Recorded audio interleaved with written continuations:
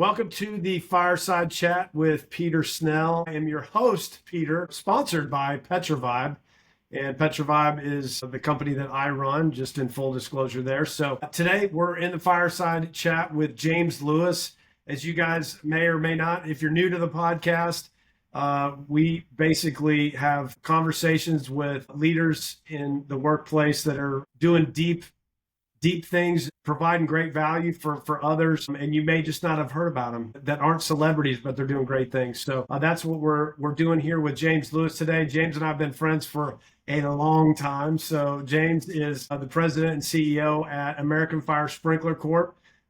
James has such a storied background that I have a hard time making it concise. So I'm just going to say that James is also a fellow disciple of Jesus, and he is leading American Fire Sprinkler Corp. We've been friends for so long. His dad was like a second dad to me, his mom as well. Our families go way back. And the reason that I'm bringing James onto the podcast today is because I know that James is doing some awesome stuff and has some great stories to tell us about his story, some seasons in life that I think you guys will enjoy hearing about and learn from, and be able to potentially take some nuggets out and put to application in your business and life. And so that's why James is here today. So James, man, thanks for joining us.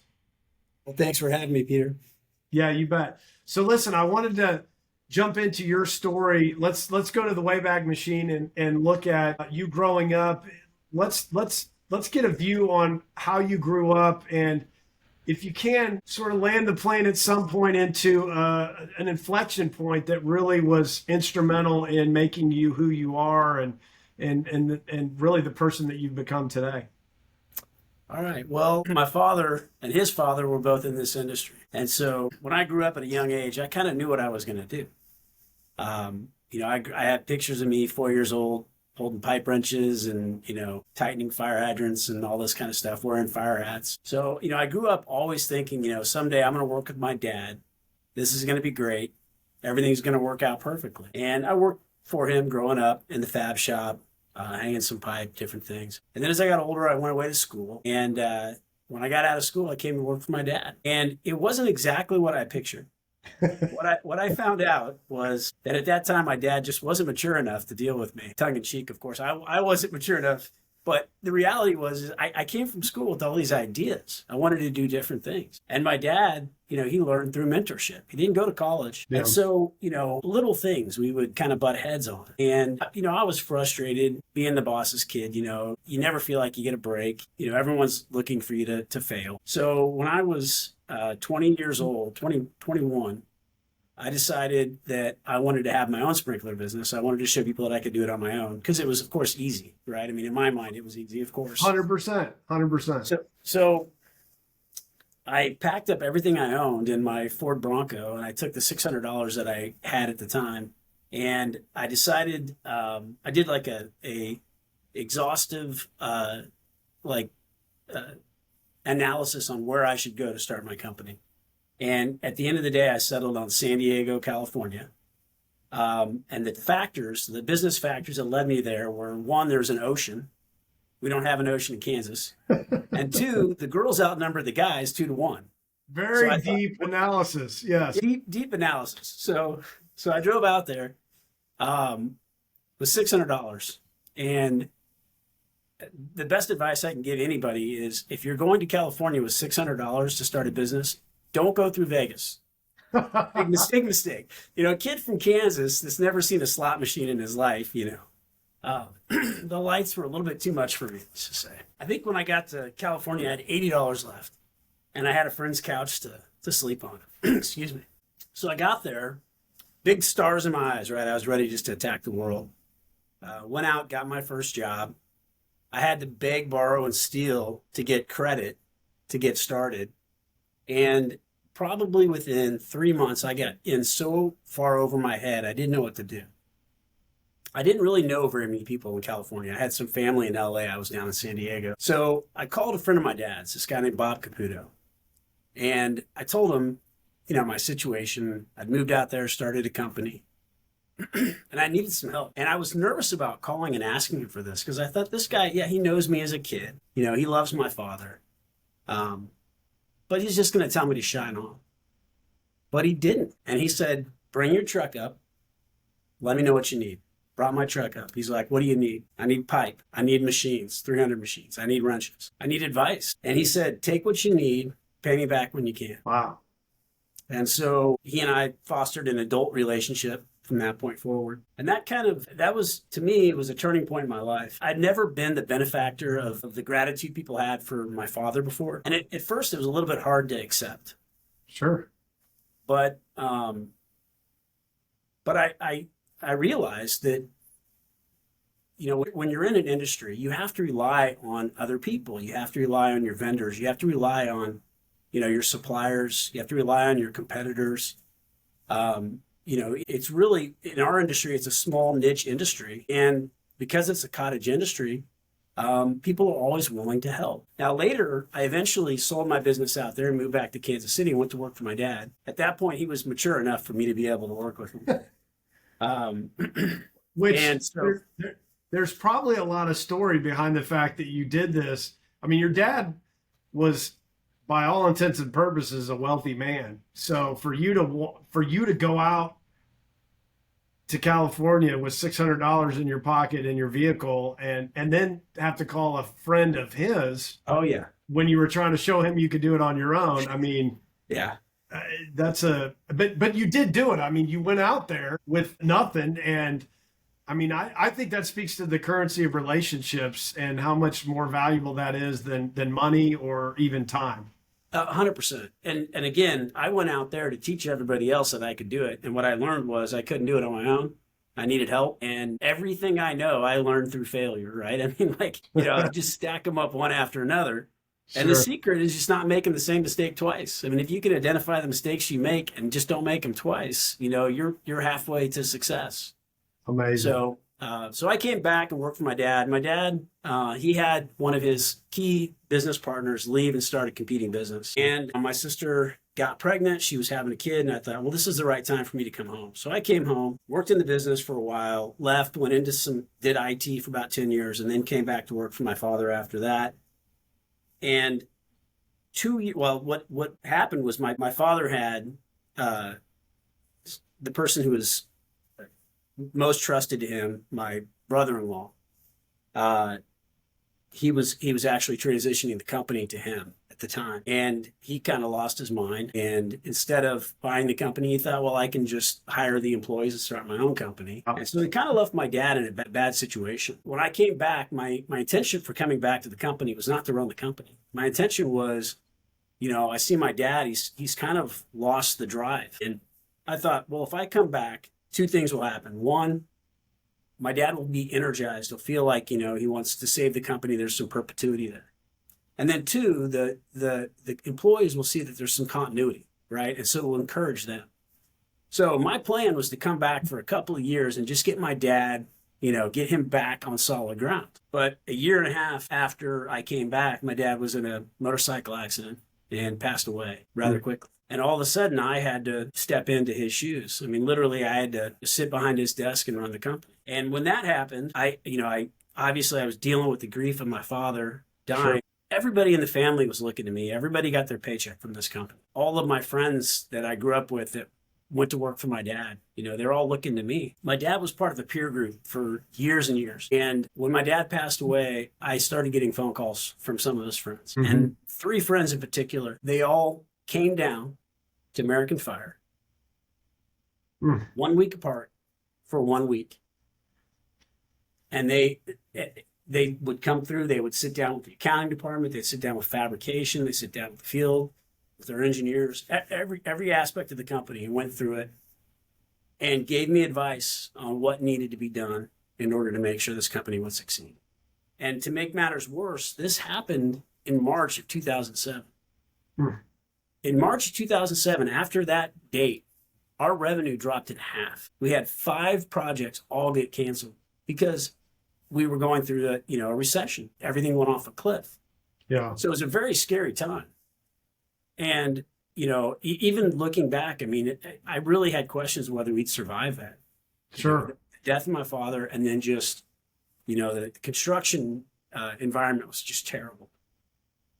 But, again, the benevolence of my dad's friends, they came through. And so I remember asking one of the guys, Bill Oliver, I'm like, Bill, is there anything I could do to repay you for this? I mean, it's just, I couldn't pay for the advice that they gave me. It'd just be impossible. And what he said is, if you want to repay me, he said, I want to see you succeed. Mm. He said, if you succeed, then I'll feel like it was all worth it. So I spent a lot of my life trying to emulate these guys. And when the opportunity came for me to get involved in the National Association, which these guys were all a member of the National Association, Yep. I jumped at the chance.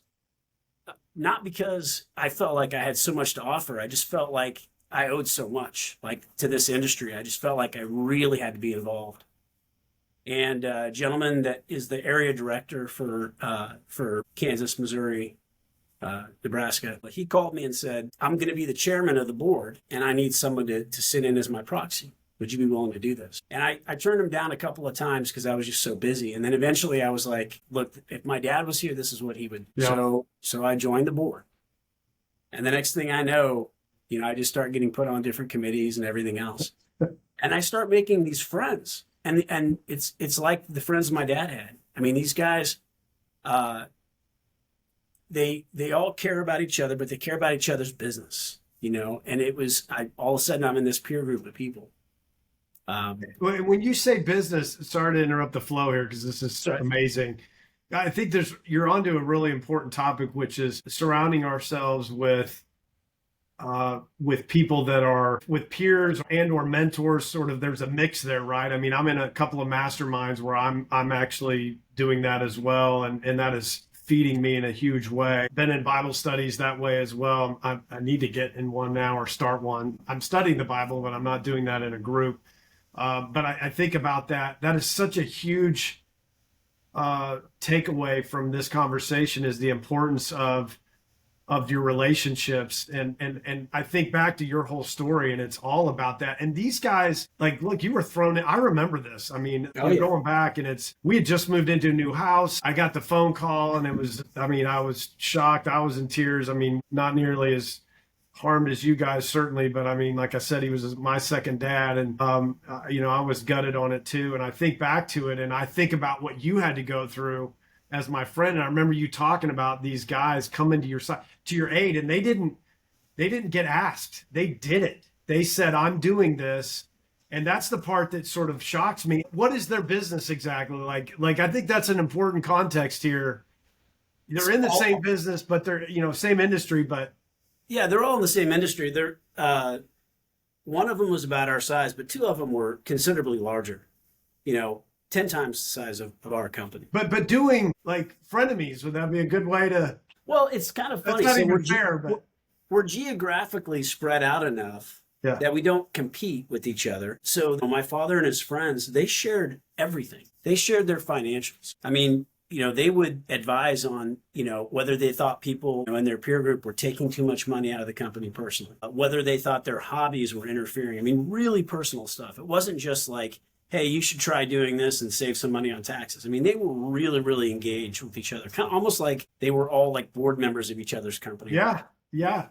Which I think is huge. And so I didn't understand the geography behind it, which creates some safety around that. But that's a really high level of accountability. I mean, it made me think of C12, which is a Christian organization that puts people together in peer groups like that, not necessarily in the same industry, but they have essentially that kind of function. There's some other groups like that. I think Vistage is one of those groups that does advocating or not advocating. In general, I am, but if you can't, the thing I love about that story, and I'd totally forgotten about it, is that those men responded in a crisis, and then they adopted you into their world even after that. And they, you were his son. I mean, they didn't directly had a relationship with you. I mean, that's just an amazing part of the story. And then to see you give back by contributing and being engaged with that group across the association and otherwise is, I think, a huge takeaway for this, that people need to I don't know. I'm sitting here thinking about my audience and how much that's meant to me. And I've had to be very deliberate, because I will say this: if you're a leader, being a leader is very lonely. And I don't mean that, oh, woe is me. I'm talking like it's just you kind of feel isolated, right? Oh, 100%.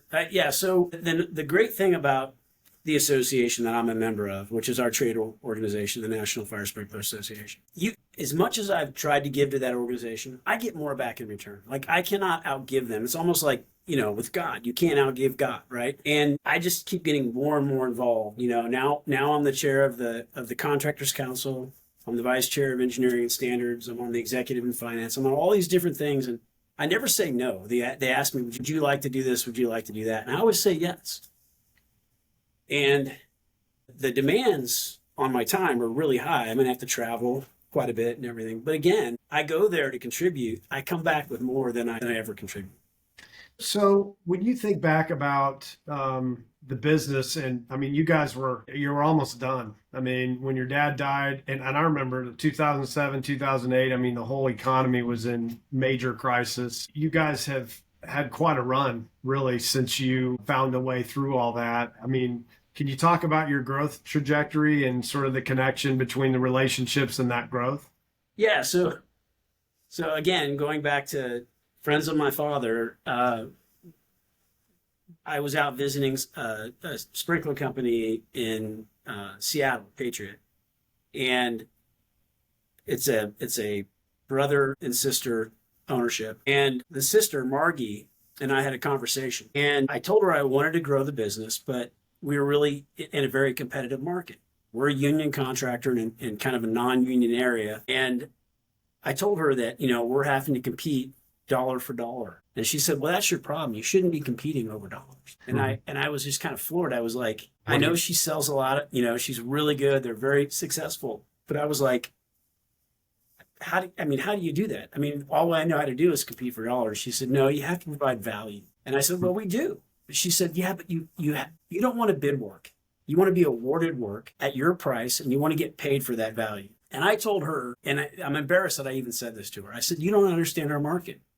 Our market's different than your market. She said, every market's the same. She said, you have to find the people who are willing to pay for the value. You need to stop bidding work on the street, and you need to start forming relationships and partnerships with these contractors. And I left there discouraged. I mean, I thought, okay, Margie, it's great that you can do that. That's not our market. But we did. I took her advice anyway. We stopped bidding anything on the open market. If we had to bid against more than two people, we stopped. If it was something that hit the street, we didn't bid it. And pretty soon we started forming relationships with companies that wanted to be partners. And so today we don't bid work anymore. We just do work, right? So we have contractors when it's an important job, when it's a mission critical job, when it's an airport or a data center, or something like this, a refinery, they just hire us to do the work. We just get a phone call. Hey, you're on the team. We're building a stadium or whatever it is. We want you involved. And to know, maybe we should cover this at the beginning, but if anybody's still wondering what fire sprinkler business is, if you look up in your commercial building as an example, it's the fire systems. And I would say systems, right? Because it's not just about water anymore. There's probably a lot more complexity. Yeah, there's a lot of different systems. I won't bore people with it, but I mean, the important thing to remember is just we protect what's important to you. We protect your property, we protect your family, we protect the public. And see, but that's value. Okay, so sorry, but not really. Let's look at that, because you just talked about, okay, that's fine. You skipped right past the how, because the how is certainly not relevant in this context, but in most contexts, it never matters if you don't have a correct understanding of the why, what the value is, what Margie was telling you about with with creating value. And that's even in your message, so much so that you're talking about protection. And I understand that. I don't need to know anything about fire sprinklers. I just need to know that that's the protection that you guys are providing. So amazing. Yeah, and again, it goes back to what I was talking about with never saying no. I mean, companies would come to us and they'd say, we have this challenge. We got to figure out how to do X or Y, and we need somebody who can tell us how to do it. Yeah. So our business is different than the other businesses in our area, and the fact that we have, I would say, more high-skilled employees, more high-skilled designers, salesmen, project managers. and our jobs require a lot more attention, a lot more attention. So I can't go out and be competitive in a warehouse or a retail strip center, but they can't do a data center or a refinery or, what you name it, something that's very complex. So everybody has a different strategy. Their strategy works for them. They don't have as talented of a workforce. They can compete, for that work. We have a different strategy. Ours works for us. Theirs works for them. But I like our strategy. It's fun. It's fun to work on these big projects. It's fun to get involved in these things. It's fun to be in the paper, and stuff like that. So the paper? Did you just say the paper? Yeah, I mean, when it's a big marquee job, We're old dudes. I mean, we could say the paper. We know what the paper is, but I knew what you meant. So yeah, I mean, it's what I mean by that is it's fun to go into the airport with your family and say, I did this. Yep. You know what I mean? It's fun. It's fun for me. I actually was in the Kansas City airport pointing up going, one of my best friends from growing up did that. It's awesome. Like, it's, to your point, it's that legacy infrastructure that you guys are a part of. And, it's interesting because a lot of that, I remember your dad talking about his dad when we were growing up. I mean, I was always hanging around. You and I were talking about this in our pre-show conversation, just getting caught up. And I remember being around all of that all the time, and your dad was always teaching me a lesson. It was like being around my dad. He was always teaching a lesson, right? Those two guys, I don't even know how they shared the same room with Dr. Oakes. That's a whole other story. But well, they were good for Dr. Oakes, I will tell you, though. That's 100%. And Dr. Oakes was good for them too, because exactly. Yeah. I mean, man, the stories on that, and I remember that, but I also remember, he talked like that. I mean, you and your dad don't run the business the same way, not in my opinion, but I do think there are some fundamentals around the principles and the practicals that you guys share for sure. And I think one of those things is doing, I'd say, uniquely complex jobs. And your dad. Well, one of the things that was interesting to me was when we started the airport project, the old airport that was built in '77, my dad did it, right? So now I'm doing the next one, and it was, I don't know, it felt really good. Yeah, for sure. So talk to me about a little switching gears here. Man, there's so much gold in that conversation about relationships and being intentional. I'm curious about we talked earlier about in the intro, your relationship with Jesus. You are a disciple of Jesus. Talk to me about how he has been instrumental in your life, and you could go the personal direction, but specifically business. Like, how has that relationship been instrumental in what you've done in work? Well, business is hard. You know that. I mean, you can't go a year without having just a massive challenge to your business. Yeah. And of course, we have high liability in what we do. We're protecting, life and safety. And so, we have millions of these sprinkler heads installed all over with, 100 pounds of pressure behind them with just a little tiny glass bulb in there waiting for a football or a frisbee to hit it, and then we're getting sued or whatever. So, when I get faced with these things, it's very difficult, when your business is involved in, some kind of litigation or something like that. We have to deal with, unions, guys went on strike three weeks this year. And, you have to keep it in perspective, because if it doesn't matter what you do. If you're cleaning carpets, if you're building buildings, you're going to be faced with challenges all the time. And you just have to keep things in perspective. You have to know God's going to take care of you. You got to make sure you let him take the wheel, right? Don't, follow the rules, do the right thing, and God will take care of it. And so I would say, that's the main thing is if it wasn't for my faith in God, I would get crushed by a lot of this stuff. Yeah. But I know God's in control. So even when this stuff happens, I put my faith in God that I'm going to get through it. That doesn't mean that I don't struggle with it. I mean, everybody struggles with it.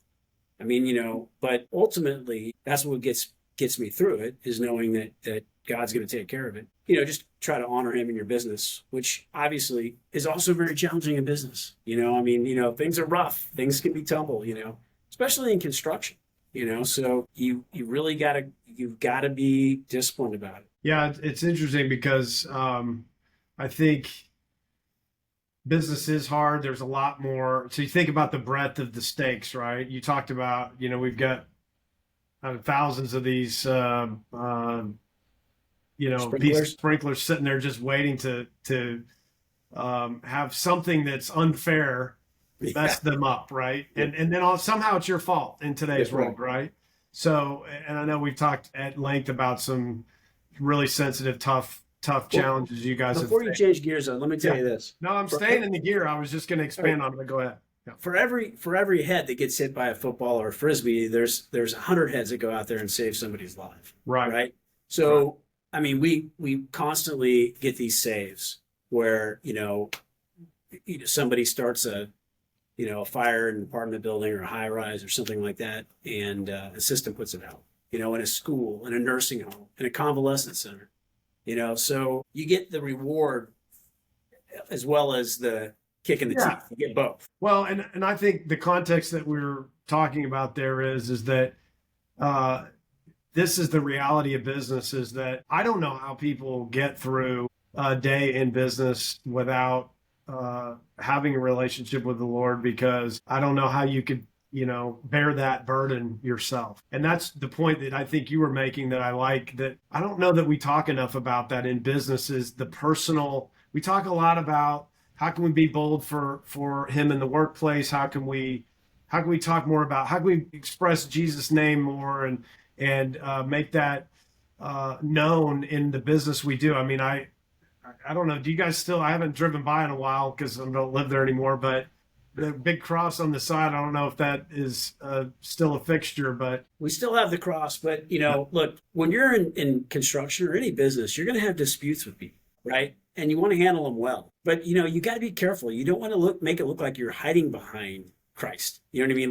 Like you're using Christ to further your business. You know what I mean? So it's when you're, I don't know, people recognize that you're honest. They recognize that you're fair and all these kinds of things. And you know what it's like. You recognize other Christians when you're in business. When you're working with somebody, you just know when people are Christians, and then you can have a conversation and talk to them about it. But in today's world, you have to be really careful about what you say to people, because someone could be greatly offended. And so you kind of you almost feel like you have to walk a line. You know what I'm saying? That makes sense. I do, which is why I don't. If I had to pick a place to disagree, it would be there. So, Well, and look, we're in different businesses, so that could be some part of it. But I also would say, I mean, look, this is an open conversation, so we don't have to agree on everything. yeah, for sure.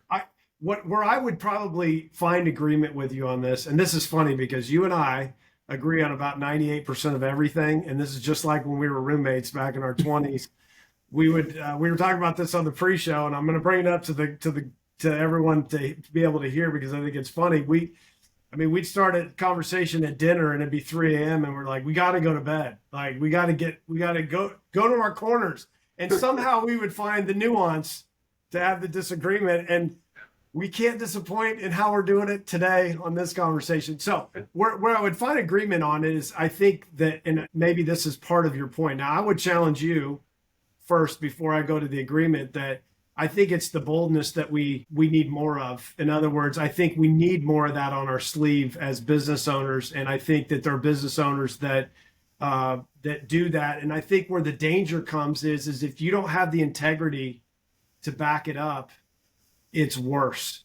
And it's worse 100%. because we're saying that we're at a standard, or we pursue a standard. So like at Petrovibe, we talk about that. I mean, our values are based on scripture, and we publish that. And the reason for that is because we want people to know that we're calling ourselves to that accountability. And I will tell you, I didn't know, there's not like I had to go to scripture, and it was not like readily visible in scripture for me to figure out exactly on the, think principles, practicals again. I wasn't sure about the practical side of it. So I really had to pray about it, get back into the word, have God guide me through that before I could kind of figure out what does that look like? Because you're right. And so many people have had jaded experiences with Christians in business because they use Christianity as an excuse for failure or an excuse for lack of integrity, and say, that's why I need Jesus. Well, it is why we need Jesus, but we are called to a higher standard, and we need to live to it. And so I think that's where we can find the agreement. Is your point is, look, I want to be careful because I want them to view our conduct as worthy. And my point is at some point it's never going to be worthy enough, which is why we have to talk about it. Well, so let me give you an example. So when I work at data centers, I'm not going to name any names, but we have 4 of them going right now with 4 different clients. First thing we do when we go into orientation is we sit through 4 or 5 hours of woke videos, all right, telling us, what we can and can't do. And then they find a scapegoat, somebody on the job who's done or said something that's offended somebody, and they're gone, right? Yep. So like the environment we work in today is different than the environment 20 years ago. If I'm dealing with a vendor or somebody who wants my business, it's a different relationship than when I'm dealing with a customer who's flat out telling me, hey, if you bring this into our campus or whatever, you're going to get fired. Yep. And that's just the reality of business today. I hope it changes, but that's the way it is today. No, so you have to be very careful. I think that's an important distinction, especially when if you think about your job construct, like it's picking your spots, right? Picking your battles. I think that's an important thing. I think when you can encourage those engagements or conversations on personal levels, but you have to pick your spots. I do think that because if you can't get any jobs, then you're not providing for the base provisions that you need, and that's part of your responsibility as a Christian. So this is my point, though, James. It's a complex, multi-layered deal. For me, it's a little bit easier to have conversations with my partners or who are much like clients because I have lots of them. So I don't have 12 or 15 jobs a year, which that would fundamentally change. Having said that, I still think there's a way to find the balance in that because sometimes we're going to have to make sacrifices. I've had people walk away from investing in Petrovibe or being a partner with us because they don't like what we're talking about. And I'm like, look, it's okay if you don't. That means we're not a fit and I can move on and manage the business. So to your point, I think sometimes we're going to have to make those sacrifices. Others it's not, but I do agree with you. It's complex and you got to strike a balance. It's very complex. I'll tell you where I have the most success is interpersonal relationships that I have with people that last years, right? Yep. Long periods of time. And you get an opportunity to share your faith with those people over time. And of course they recognize, your faith and they know who you are and what you're about. And something happens in their life and they ask for your help or your advice or whatever, and you're there for them. It could just be anything that triggers it. But it's not the, hey, 100 people, I'm a Christian. It's the relationships with those individual people. And then 20 years in a relationship with somebody, the next thing you know, they're like, hey, my wife and I found a great church. We're going to church. I'm really excited about it. Or they'll come to you and say, this is what God did for me or whatever. 20 years ago, these people were running away from God. You know what I mean? Like, and all of a sudden, that now they have a relationship with God, but it doesn't a lot. I mean, I'm just kind of surprised how often that happens over a long period of time. Yep. Where they come to that realization, they accept Christ, and I'm not the one holding their hand while they're, confessing and baptizing or whatever, but I had an influence on them. Sometimes it's good. Sometimes, they see all my scars and barnacles too. They see it all, right? But at the end of the day, they understand, what drives me. You know what I mean? What drives James Lewis? What drives American Fire? And I share my faith with these guys. But like I said, there's opportunities. And so I'm not in their face with it. It's more through that relationship over time.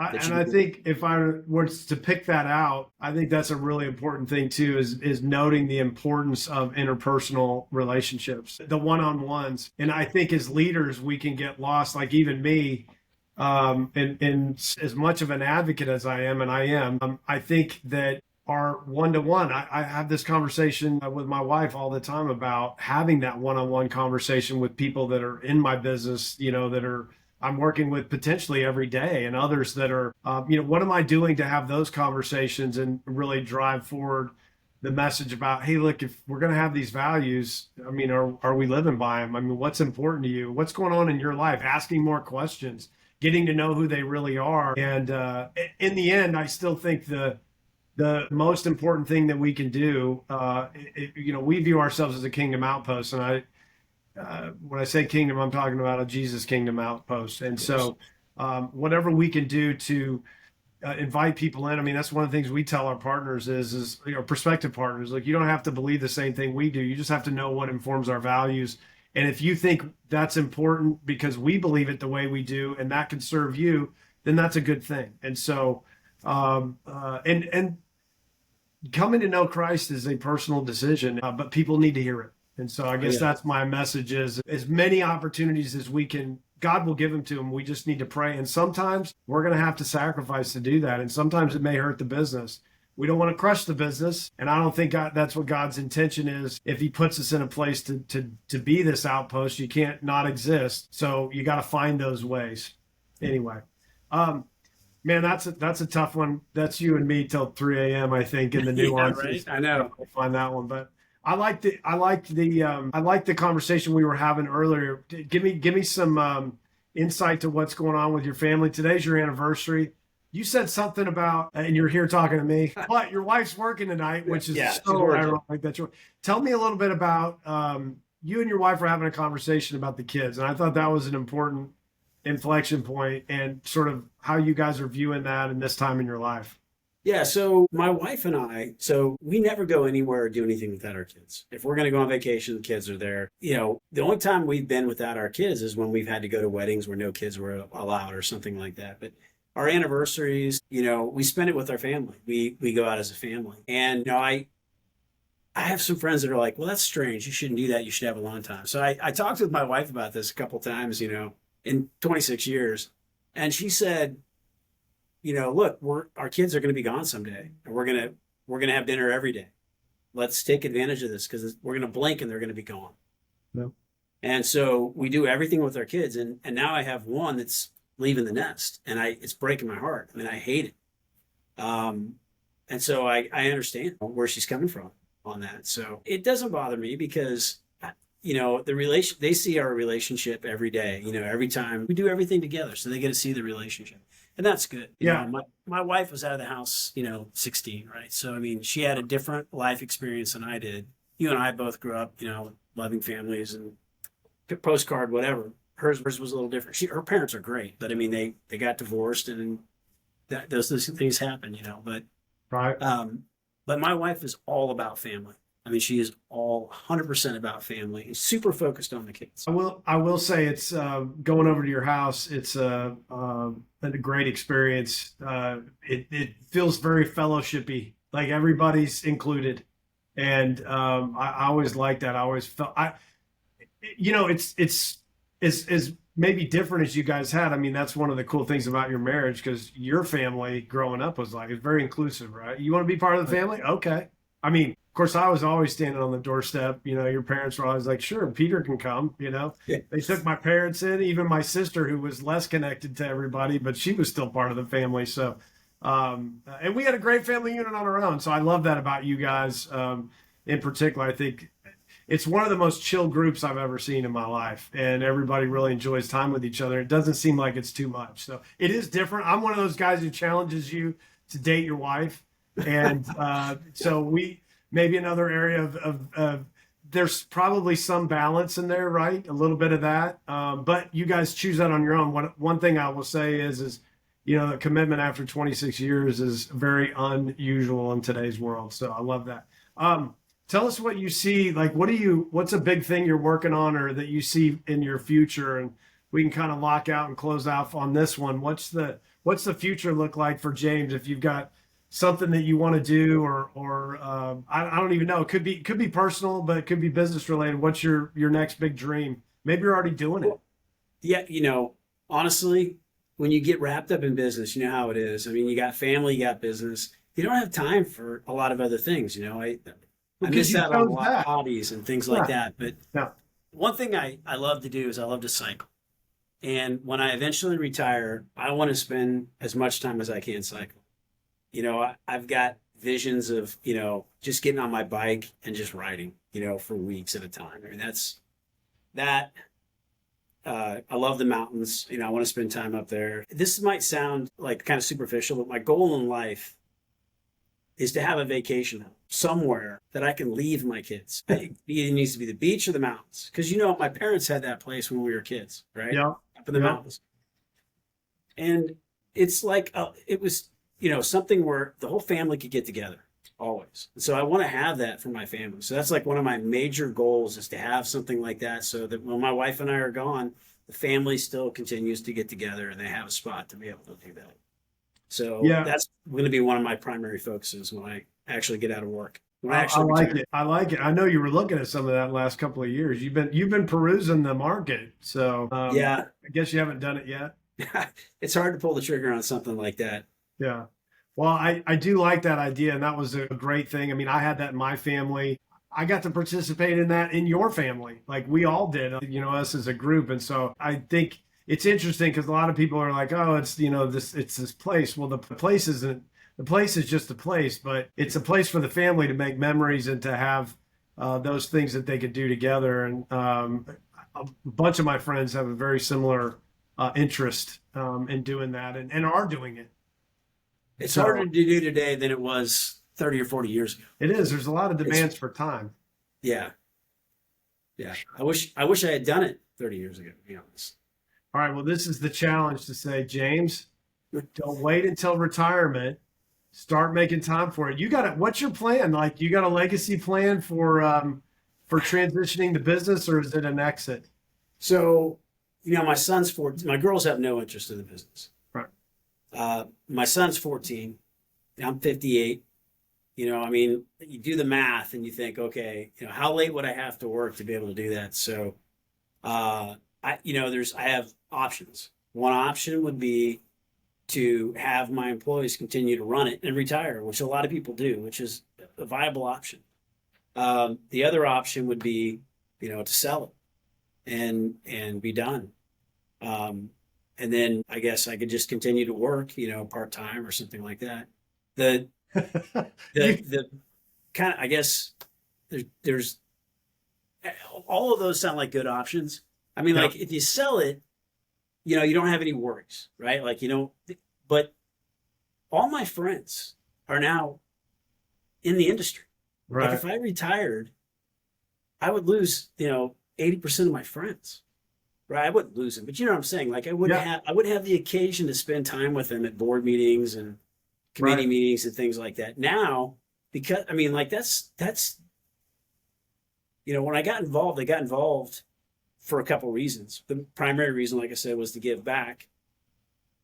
Second reason was because these people are like, a lot of these guys are like celebrities to me, that I work, I'm like a groupie almost, you know what I mean? Like I go because I want to hang out with these guys that, like I work in the fire, sciences, but these guys develop the science, right? So these are idols to me. So, but now a lot of it's transitioned to friendship. I mean, when I go, I just get excited about the opportunity to go hang out with these guys. And when the meetings are over, we go have dinner or go hang out or just do whatever. But it's just great. I mean, it's hard work, but it's joy the whole time. It's just joy. So I think that's a great topic. Man, I wish we had more time for that one, specifically around work, because I don't believe, and I know you said the word, but I don't believe you actually would do it. Your dad didn't talk like that either, and you guys are cut from similar cloth in this area. I know you have some obvious differences, but work was just part of who, it was part of life. Like, I don't believe God made us to retire. There's no retirement in Scripture. I have a very actually stark view on this, and that is I don't believe in retirement. I believe there's a transition to do. You even said it, like you're using words that say retirement, but you talked about working part-time even if you sold the business. And I was thinking it's just part of, like, at least for me, my grandpa, he was 83 when he died. He died of cancer, and the guy was working almost full-time in the same business, doing different things. Granted, he gotten older and wasn't, as spry anymore, but he still was getting up and doing business every day. And he was just choosing to do things and had the ability to do that because he created enough wealth for himself. But that's one of those things where Grandpa never quit working until 6 months before he died. And that's because cancer pretty much, taken over the show. Even when he was diagnosed for 2 years, 2.5 years, he was still working during this treatment because he liked to work.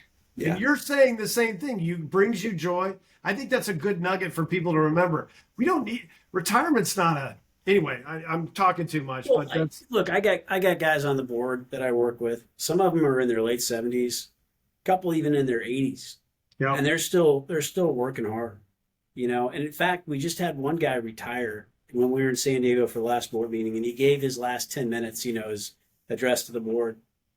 And I remember thinking, okay, this he's been on the board for 30 plus years.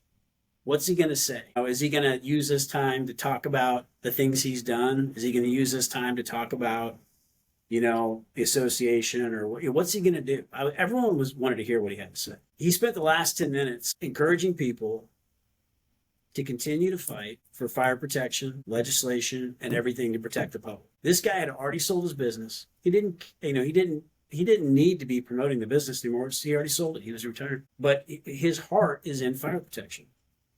We're dealing all the time with people who are burned beyond recognition, from fire, people who've lost their kids in fire and things like that. And so, when you're in this industry, a lot of what you do surrounds, just the understanding of how important what we do is, right? And how important it is that we protect the public. And so a lot of these guys never leave the business because that's how they feel. They feel like it's their job, So yeah, there's a lot of older people in our industry that never retire. And it's because they just have that heart for that. They don't want to see anybody die in a fire. Yeah. I love that. It's high mission to protect lives. And I think that's amazing. And really, I bet you guys have some stories of protection that you guys as a community could share that would be amazing. So, man, James, I wish we could keep doing this, bro. We're like, this has been awesome. Thank you for sharing your perspective on things. Thanks for letting me push you a little bit and challenge you on some stuff. And I'm glad we got to some disagreement. I was kind of, disagreement's healthy. It was good. It was good conflict. So, and hopefully we all learned something from that. Definitely appreciate you sharing your stories. And if anybody wants to learn more about American Fire Sprinkler, just AmericanFireSprinkler.com. Right on. Okay. Yep. All right, man. Appreciate you so much. Just a reminder, all our listeners, PetroVibe is your sponsor, and PetroVibe, if you're looking for something to diversify your portfolio, something that would give you a different look on passive income, and you've got some interest in things that are have a little bit more, you have more risk tolerance, and you like higher rewards, and you like tax deductions. Those are some things that come together as we look at the PetroVibe One project, which is still open for partners. And so we really do take a partner approach to that. What do I mean by that? Well, we actually go through a fit criteria. It's a discussion. It's on our website at petrovibe.com. If you want to go to the bottom of the homepage, you can check that out. But it'll give you 8 boxes, and those boxes are really cool for just looking at and just saying, yeah, do I fit into 4 or more of those boxes? If I do, then maybe that's something I should consider in my portfolio. And we actually use that as a discussion piece because partnership is really what this is. Even though it's a passive investment, we like to have relationships, and it's not just about the money. It's about doing this together so that we can all get that return together. And we are a Jesus first company. I said as a kingdom outpost. So if those are the kinds of things that appeal to you, definitely check us out at petrovibe.com. So James, again, appreciate you, brother. Thanks for being here, and we'll see you guys on the next show.